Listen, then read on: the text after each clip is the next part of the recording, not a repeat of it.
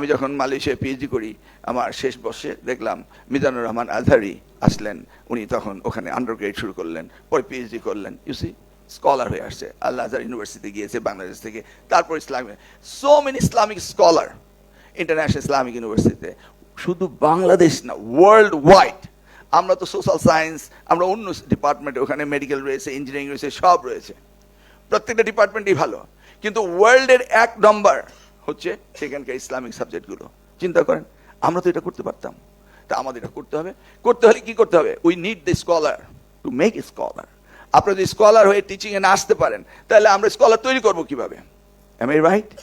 So আপনাদেরকে scholar হইতে হবে, আরো স্কলার ম্যানুফ্যাকচার করার জন্য, তৈরি করার জন্য। অতএব সকলকেই সিরিয়াসলি লেখাপড়া করতে হবে, no matter what subject. In the mean time, আমাদের পপুলেশন ইজ হিউজ। এই পপুলেশনকে আমাদেরকে কনভার্ট করতে হবে ম্যান পাওয়ারে। সেই জন্য মাননীয় প্রধানমন্ত্রী সবচেয়ে গুরুত্ব দিচ্ছেন টিবেটকে, টেকনিক্যাল ভোকেশনাল এডুকেশন অ্যান্ড ট্রেনিংকে সবচেয়ে বেশি গুরুত্ব দিচ্ছেন। ইন দিস সেক্টর আমরা কি পারি না? প্রত্যেকটি জায়গায় Tibet is a life long learning. আপনি যেইটা শিখবেন টেকনিক্যাল, এটা কিন্তু life long learning. Anything related to that is a life long learning.